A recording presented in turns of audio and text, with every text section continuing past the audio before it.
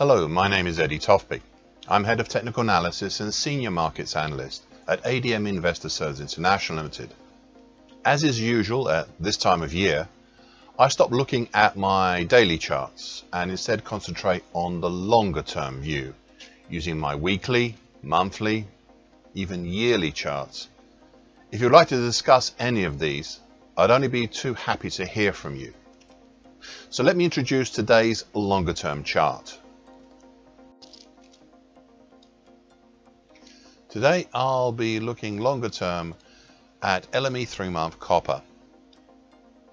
I noted in my commentary last year how we had only a single monthly close over the important February 2011 high at 10,190 and over perhaps the more important congestion between 9,900 to 9,770.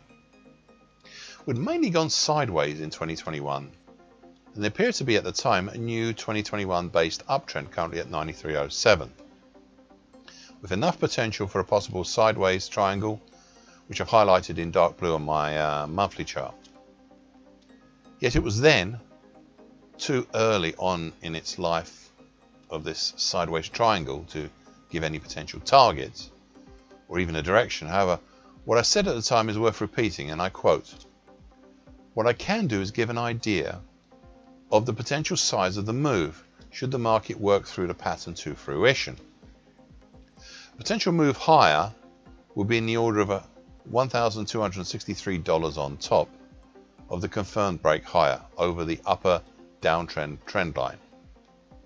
A potential move lower would be in the order of $784 off of the confirmed break lower below the lower uptrend trend line. As an example, if there was a break this month, then we'd have a topside target in the 11,557 area and a downside point in the 81.23 area. Of course, as you can see that we are nowhere near either trend line, and there's also still too little along this sideways triangle." End of quote. Oh, sorry. I added, however, I thought it is important you should know, and that's the end of the quote. In March last year, there was a false break higher to a new all-time high. However, much like the move up in May of 2021, there was only the one close over the February 2011 high at 10,190, and over perhaps the more important congestion between 9,900 to 9,770. Yet it was enough to make a double top from the 2020 to 2022 action.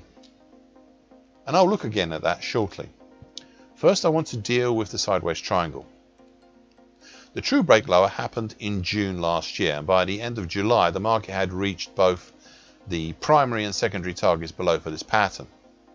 Indeed, the drop in July also reached the primary harder to reach secondary target below in the 67.30 zone for the double top. What happened when the market reached there was interesting, as prices pierced the 50% Fibonacci line of the 2015 to 2022 move at 75.81, as well as the rising 5-year moving average, currently 73.75, only to stall ahead of the very significant 50% Fibonacci line of the big 2008 to 2022 move at 68.36, and rally back up to make a monthly bullish hammer pattern. Since then, we've seen the 5-year moving average act as a base of support for a pullback up into the mid-8,000s. We are now seeing some resistance showing up in anticipation from the 50% Fibonacci line for 2022 at 89.01. Plus, I think the 3-year moving average, currently at 81.60, may be reasserting itself as support after a quiet period. I'd only add one other feature. Do not underestimate the force or power of the 1-year moving average, currently at 86.09.